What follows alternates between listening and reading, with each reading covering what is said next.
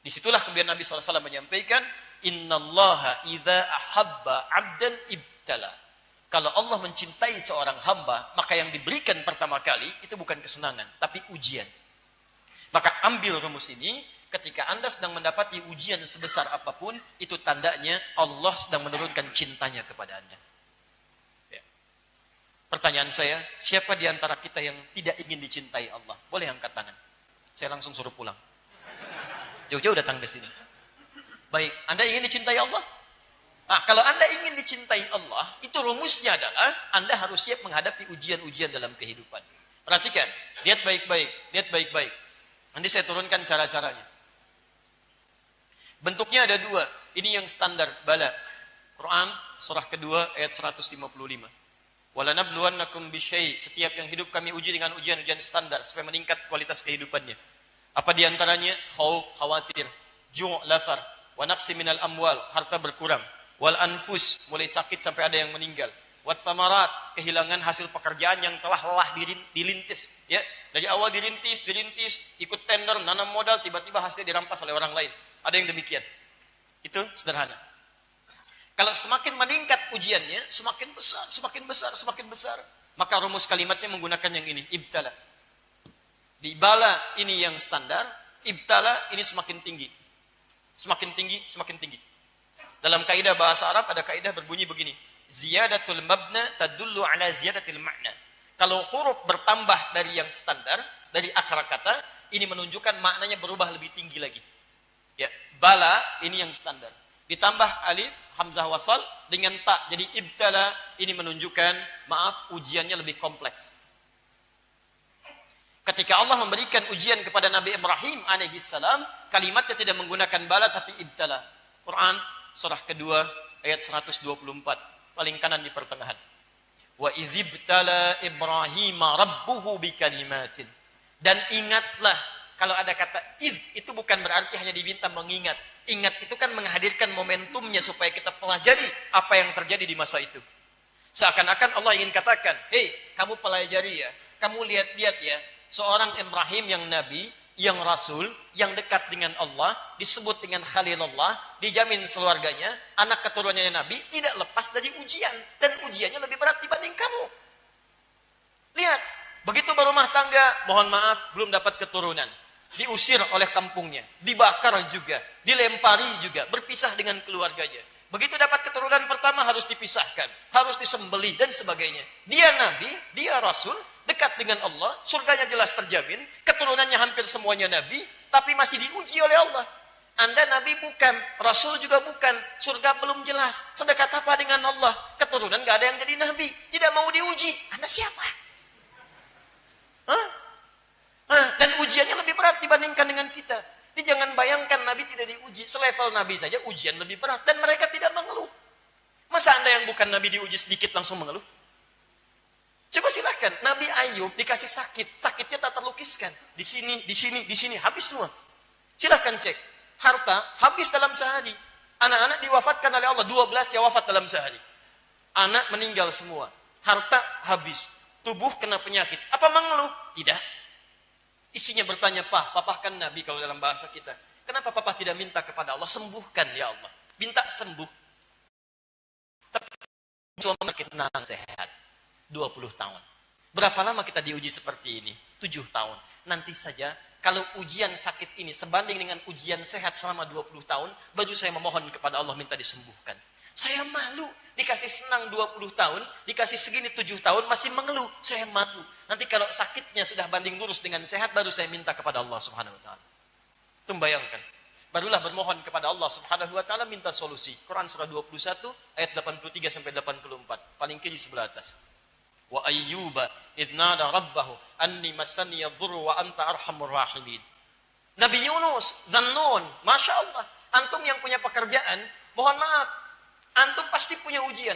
Ada yang iri, ada yang dengki, ada yang ingin menyingkirkan, menyungkurkan. Bukan cuma antum. Nabi Yunus lebih dahsyat dibandingkan antum. Punya pekerjaan beliau, berdakwah, naik ke perahu, diundi, dilempar ke laut sampai dimakan dengan ikan paus. Ikan paus nelan Nabi Yunus alaihissalam. Apa mengeluh? Apa protes dan sebagainya? Saya tanya kepada antum, siapa yang pernah masuk perut ikan paus? Gak ada. Nabi Yunus masuk perut ikan paus berzikir kepada Allah. Antum yang ujiannya nggak sampai segitu, kenapa antum meninggalkan zikir kepada Allah? Makanya ketika Allah menyelamatkan Nabi Yunus, Allah tawarkan tawaran serupa. Wa kadzalika nunjil mu'minin. Kalau ada orang beriman mengalami persoalan seperti Yunus alaihissalam. Teman-teman, lihat kalimatnya, ya. Ketika Allah mengeluarkan Nabi Yunus dari perut ikan paus, kalimat Qur'annya tidak mengatakan saya keluarkan dari perut ikan paus. Kalimat Qur'annya mengatakan saya keluarkan dia dari awan gelap yang menyelimuti. Quran ingin memberikan gambaran bahwa ada orang-orang di masa yang akan datang mengalami peristiwa yang tidak sama, tapi substansinya sama. Saya tanyakan kepada Anda, kalau Anda masuk perut ikan paus, gelap atau terang? Sudah pernah masuk? Ya. Sempit atau luas? Pengap, sempit, gelap. Nah ini, Quran ingin memberikan bahasa kiasan. Anda bacanya pakai ilmu balaghah. Di nanti ke depan, walaupun tidak masuk ke perut ikan paus, ada orang tahun dan sebagainya, Masya Allah, luar biasa. Kalau orang lain baru 11 hari, mungkin sudah mengeluh. Anda bisa 11 tahun. Artinya apa? Allah memilih Anda karena cuma Anda yang sanggup, yang lain tidak. Makanya ketika Anda sedang punya persoalan seberat apapun, coba ingat ayat ini. La yukallifullahu nafsan illa wus'aha. Memang cuma saya yang dipilih oleh Allah. Karena saya punya kesanggupan, yang lain tidak. Saya sering katakan, kalau Anda punya masalah seberat apapun, jangan mengeluh. Ya Allah, why me? Kata Allah, why not? Kenapa tidak? Kamu yang bisa. Jelas ya? Anda punya masalah di kantor, di rumah, dimanapun, yakinkan. Karena memang Anda bisa mengatasi itu. Katakan, saya bisa, saya bisa, saya bisa. Cuman Anda yang mampu, yang lain tidak. Tapi jangan berlebihan, langsung bikin status. Memang cuman saya yang mampu, yang lain tidak. Itu mengeluh namanya. Ya, teruskan. Jelas sampai sini? Baik, kaidah ketiga. Saya berikan kaidahnya dulu, supaya setiap soal bisa menginspirasi kita. Jelas ya? Kenapa Ustadz saya sudah mencari, cuman saya yang belum dapat jodoh sampai saat ini? Oh, karena cuman Anda yang sanggup. Bukan. Ya, kaidah ketiga kita lihat. Kaidah ketiga. Baik, teman-teman. Fokus baik-baik ya. Satu apa tadi? Oh, kan? Setiap ujian ditujukan untuk meningkatkan kualitas hidup. Kalau sudah paham dengan rumus pertama, antum tidak akan mengeluh insyaallah. Kedua, ujian hanya diberikan pada yang sanggup. Yang tidak sanggup tidak akan dititipkan. Paham? Ketiga, setiap ujian yang sulit akan selalu bersanding dengan solusi yang mudah. Ini rumusnya. Setiap ujian yang sulit akan bersanding dengan solusi yang mudah. Baik, kita hafal ayatnya. Inna ma'al usri yusra. Lihat, fa inna ma'al usri yusra, surat Al-Insyirah, alam nashrah laka sadrak. Kita sudah mengerti dan paham itu ayatnya. Inna ma'al usri, setiap ada kesulitan, yusra, akan bersanding dengan solusi yang paling mudah. Dan sifat Allah tidak pernah menginginkan sulit bagi hambanya. Sifat Allah. Quran surah kedua Al-Baqarah ayat 185. Paling kiri, lihat di tengah ayatnya. Yuridullahu bikumul yusra, wala yuridu bikumul usra. Allah menginginkan setiap hamba itu mudah dalam kehidupannya. Dan tidak berkehendak setiap hamba mengalami kesulitan hidup. Jadi kalau Anda mengalami kesulitan dalam kehidupan tidak pernah tuntas, yang salah bukan Allah, yang salah Anda. Karena Anda tidak pernah mau keluar dari kesulitan itu. Atau yang kedua, Anda ingin keluar tapi tidak pernah mengambil cara yang Allah berikan. Makanya jadi susah. Itu masalahnya. Nah, rumus ini secara psikologi itu memberikan ketenangan pada jiwa. Kalimat paling gampangnya begini. Bahasa Quran kalau mau diterjemahkan dengan bahasa psikologi, paling gampangnya begini. Begitu punya masalah, katakan, pasti selesai. Insya Allah selesai. Insya Allah mudah. Kalimat meningkatkan kualitas kehidupan. Insya Allah saya sanggup. Insya Allah selesai. Setidaknya memberikan kekuatan pada diri kita untuk menghadapi persoalan dibandingkan mengeluhkannya. Itu kalimat pertama untuk menenangkan dalam jiwa kita. Paham? Jadi kalau sedang punya masalah, katakan, insya Allah, Allah menginginkan yang terbaik untuk kualitas hidup saya. Tidak mungkin Allah menguji kalau saya tidak sanggup. Insya Allah selesai. Insya Allah mudah. Bismillah. Jelas? Tapi masalah tidak akan selesai sampai sini saja. Ini sekedar memberikan ketenangan ketika kita mendapatinya. Lanjutannya, turunkan bentuk ikhtiar dalam mengatasinya. Baik, bagaimana cara ikhtiar mengatasinya? Baik, pertama, pelajari tingkatan masalahnya. Quran surah kedua ayat 214, posisi paling kanan sebelah bawah. Quran surah kedua Al-Baqarah ayat 214. Am hasibtum an tadkhulul jannah Walamma ya'tikum mathalul ladzina khalau min qablikum. Apa Anda dikira akan mudah meraih surga atau kesuksesan dalam urusan dunia sementara Anda belum diuji untuk mendapatinya? Perhatikan, kesuksesan berbanding lurus dengan ujian, baik dunia apalagi akhirat. Apa bentuk ujiannya? Masathumul ba'sa, satu ujian yang sifatnya ringan. Jadi kalau kadar kesuksesannya kecil, maka ujiannya pun ringan. Baik, rumit mana soalnya? Ujian anak SD dengan ujian anak SMP. SMP, Masya Allah, Anda lapar. Mana soal yang paling susah? Ya anak SD atau SMP? SMP. Mana soal yang paling ringan? SD atau SMP? SD. Jadi semakin kelas yang ingin diraih itu sederhana, maka ujiannya pun akan sederhana. Semakin ingin tinggi, maka semakin tinggi. Anda dalam urusan dunia ingin mendapatkan, misal, maaf, di kampus ingin jadi juara misalnya. Dengan IPK, indeks prestasi kumulatifnya 4. Maka tingkat ujian yang harus Anda lewati lebih tinggi dibandingkan dengan yang target cuma IPK 3 atau 2,75. Paham? Anda ingin masuk surga Firdaus, maka tingkat amalannya akan lebih tinggi dibandingkan level surga yang di bawahnya. Maka semakin Anda ingin dapatkan yang lebih tinggi, tingkat ujian akan semakin meningkat. Maka ujian pertama yang ringan dulu. Ba'sun. Gini. Saya hapus dulu yang ini ya. Baik. Biasanya ada asikin yang suka menghapus ya. Cuman hari ini barangkali belum ada moodnya untuk menghapus. Kemarin tidak ada di depan papan tulis, jadi wajar kalau tidak menghapus. Yang agak aneh itu sudah ada di depan papan tulis, tidak menghapus, itu yang jadi masalah ya. Tapi tidak apa-apa, ini ujian. Bagi asikin. Baik. Pasti bisa. Baik. Bismillah. Perhatian sini, teman-teman sekalian. Satu ba'sun. Ini kadar yang ringan. Ba's, ringan. Nah, kalau Anda diberikan ujian yang masih ringan, ini artinya tingkat keberhasilan yang ingin diraih itu masih ringan. Berarti level Anda ingin dinaikkan pelan-pelan oleh Allah. Misal, yang ikhwan jarang ke masjid, sudah mulai senang ke masjid. Nah, kesenangan ini bagi Allah itu akan diuji supaya konsisten. Bukan cuma sekedar senang, tapi akan diuji sehingga bisa menikmati ibadah di dalam masjid. Maka diberikan ujian yang ringan. Misal hujan, gerimis, gak kencang. Cuman kasih gerimis. Mau berangkat gak? Ya. Kalau dia masih mau berangkat dengan kasih gerimis, tadinya gak ada hujan, sekarang hujan masih mau berangkat, maka level kenikmatan ibadahnya akan dinaikkan oleh Allah. Tapi masih ringan. Makanya orang Arab akan berkata, la ba'sa, la ba'sa. Nazal matar, la ba'sa fi mushkilah. Hujan turun, gak ada masalah, saya berangkat. La ba'sa. Disingkat oleh orang kita, labas. Lewat. Ringan. Satu. Jadi biasanya begitu Pak. Kalau antum belum ke masjid, tiba-tiba pengen ke masjid, biasanya mojok-mojok dulu, kan? Datang, menyesuaikan dulu. Nanti kasih ujian yang ringan-ringan. Kasih gerimis sedikit, ada pertimbangan enggak? Kalau sudah jalan, bagus. Kalau ada pertimbangan, berarti level antum belum bisa naik nih. Cuman Allah nanti berkenan, nanti dikirim seseorang ngajak, ayo. Kadang dari dalam rumah tuh, istri misalnya, Pak, ayo berangkat ke masjid. Hujan mah, kan ada payung, takut teriak. Oh, Masya Allah, takut teriak. Luar biasa. Itu berarti masih berkurang ya. Biasanya didorong terus tuh. Kalau naik, di rumah tangga juga begitu. Rumah tangga begitu. Begitu menikah, awal gak ada masalah. Pelan-pelan nanti ada akan ketemu. Oh, kok kebiasaan jadi gak sama kayak dulu ya. Ih, papa gak nyangka ya. Nyangka kan tuh ya. Jadi beberapa bagian akan sesuai levelnya akan naik ringan. Kalau ringan sudah selesai, naik yang pertengahan. Darra. Sudah mulai ke fisik. Ya.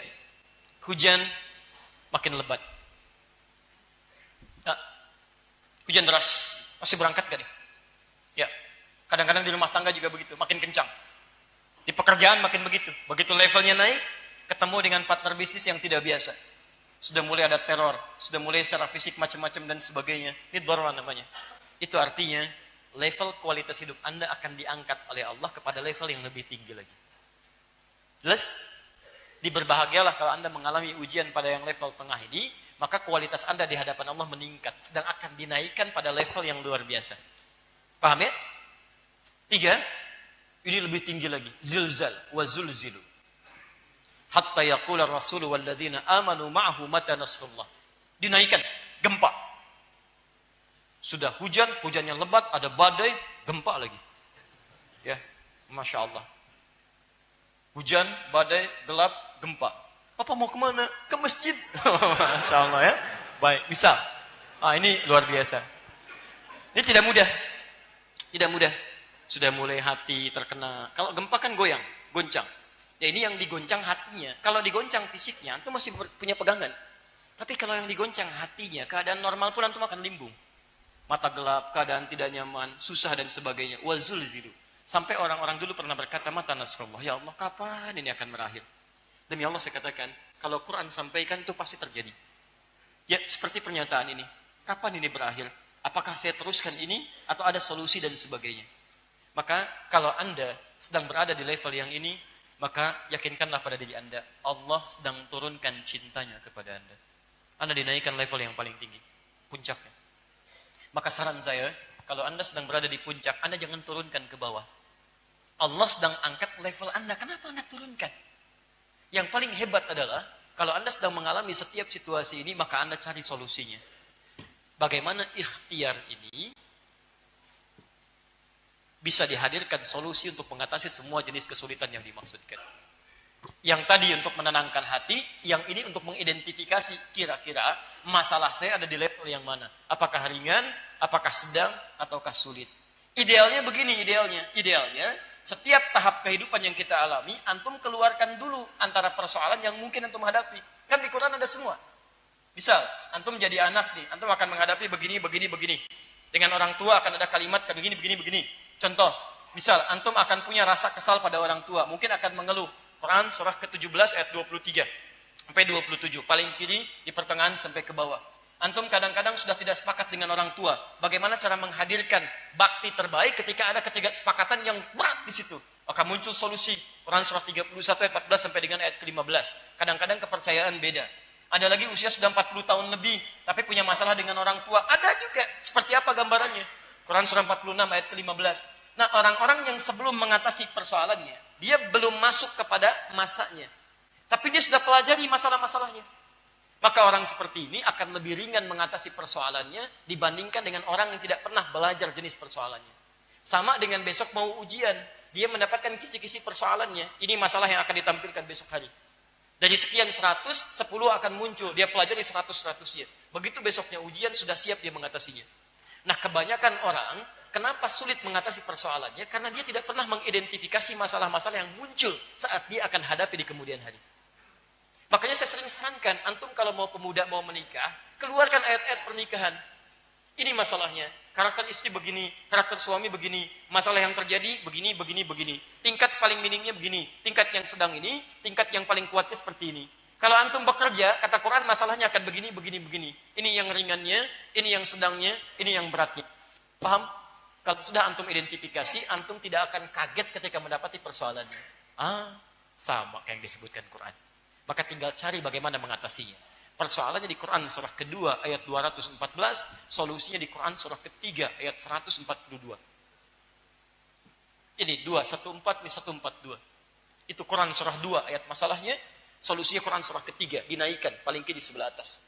Dan bunyi awal ayatnya sama persis. Dari sini nanti saya turunkan solusi untuk pertanyaan yang dimaksudkan. Am hasibtum an tadkhulul jannata. Ya. Lihat baik-baik. Dan ketika saya tidak minta dihapus itu juga masalah. Itu masalah, ya. Baik. Ya, semoga Allah mengampuni asik ini. Baik. Am hasibtum an tadkhulul jannata. Apa Anda duga begitu mudah meraih surga ataupun kesuksesan dalam urusan dunia? Karena jannah itu kalau disebutkan di Quran itu bisa dua. Bisa kesuksesan dalam bentuk urusan dunia, bisa kebahagiaan tertinggi saat kita berada di akhirat, yang diartikan dengan surga. Asalnya jannah itu keberhasilan yang belum kita dapati, belum kita raih. Ya, nanti kalau orang Arab punya kebun-kebun yang indah, kebun yang baik dan sebagainya, maka mereka biasa sebut dengan jannah. Ya, punya anggur, punya macam-macam dan sebagainya, maka sebut dengan jannah. Seperti halnya kita ingin masuk surga mendapatkan kenikmatan yang sangat indah disebut dengan jannah. Apa Anda kira begitu mudah meraih kesuksesan dunia apalagi akhirat. Walamma ya'lamillahu alladhina jahadu minkum wa ya'lamas sabirin. Rumusnya cuma dua dalam ikhtiar. Satu, sementara Allah belum melihat sepenuhnya tentang kesungguhan Anda dalam mengatasi ujian dimaksud dan kesabaran Anda dalam melewatinya. Cuma dua kata Quran. Jadi, kalau antum punya masalah, identifikasi, solusinya dua. Satu, jahadu minkum.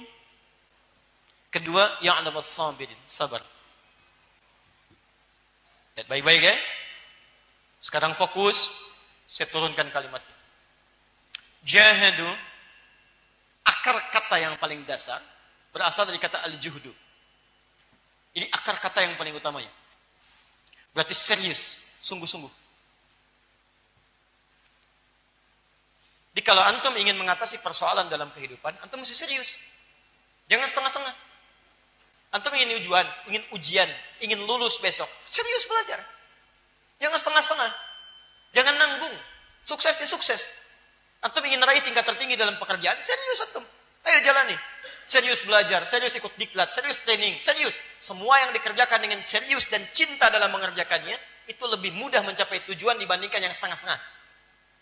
Nah sekarang bagaimana menurunkan sifat keseriusan itu? Kalimat al-juhdu, nanti kembali kepada bentuk ini, itu terdiri dari 3 turunan. Lihat turunannya. 1, dari sini muncul kata ijtihad. Kesungguhan dalam merencanakan. Buat planning dulu. Punya rencana. Saya besok mau ke masjid subuh. Masjid mana? Petakan. Alhamdulillah, saya mau ke Al-Azhar, Kalimalang, misal. Anda tinggal di mana? Saya di Pekayon. Subuh besok jam berapa? 4? 49, 47, 411, 412. Masya Allah ya. Kayak skor bola aja antum bagaimana.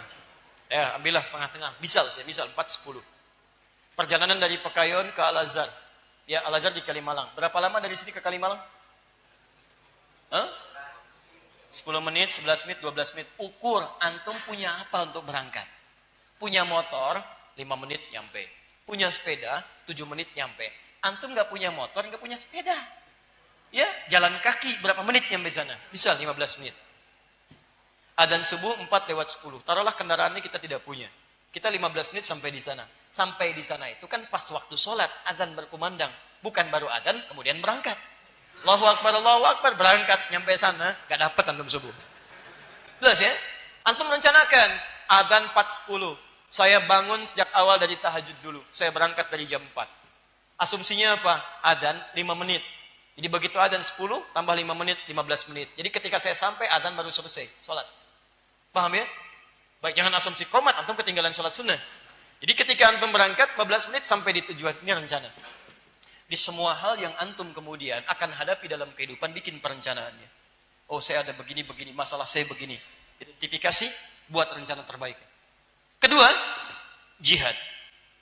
Jihad itu perjuangan fisik. Setelah ada rencananya, wujudkan dalam bentuk perjuangan fisiknya.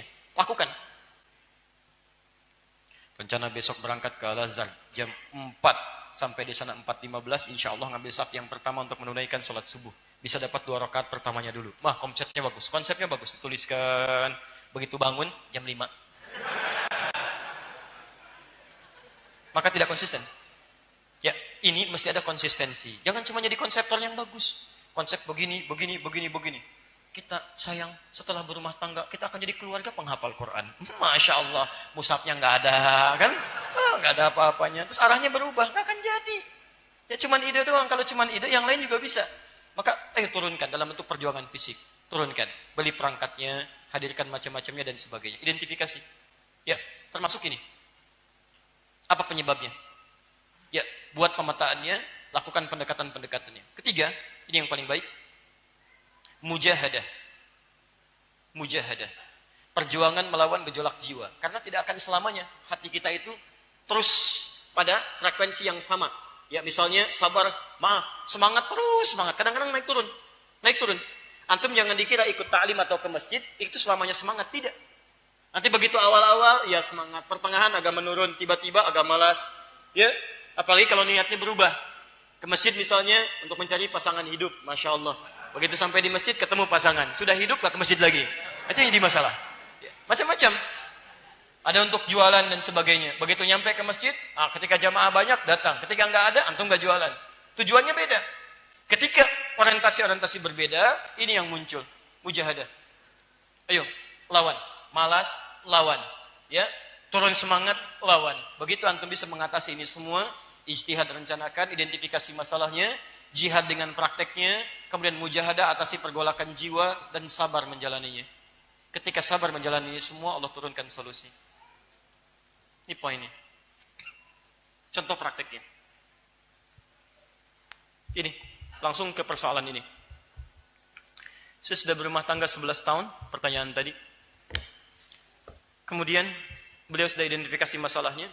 Selama 3 tahun sudah berubah, apa solusi yang harus saya tempuh? Pertama tadi, ya Allah berikan ujian untuk meningkatkan kualitas kehidupan. Alhamdulillah.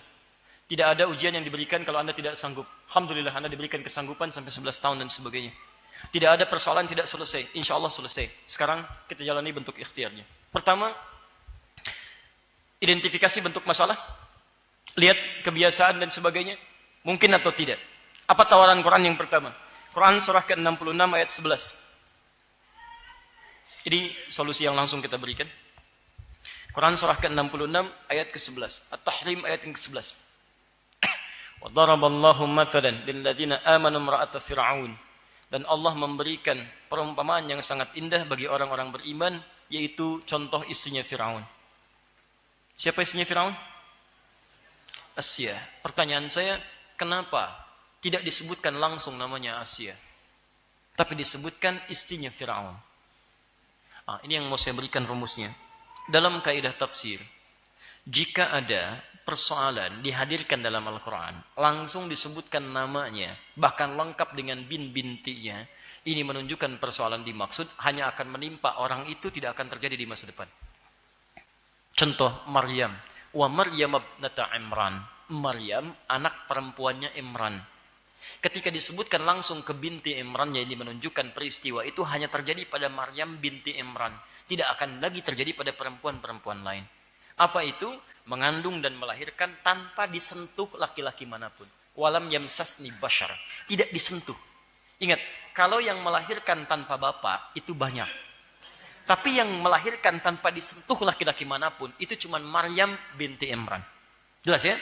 Jadi kalau ada yang ngaku-ngaku Maryam, di zaman kini, mengaku, saya juga bisa mengandung, melahirkan tanpa bapak. Nama saya juga Maryam. Maryam binti apa? Binti Asep. Misalnya, itu bukan. Yang benar binti Imran. Ya? Yang lain tidak. Tapi kalau Anda menemukan dalam Quran, namanya tidak disebutkan nyata, inisial, atau gelar. Ini menunjukkan peristiwa itu akan terjadi lagi di masa depan dengan, awas, kejadian yang sifatnya berbeda, tapi substansinya sama. Fir'aunnya memang sudah nggak ada, tapi kelakuannya masih ada. Itu. Fir'aun dulu melarang istrinya untuk beribadah.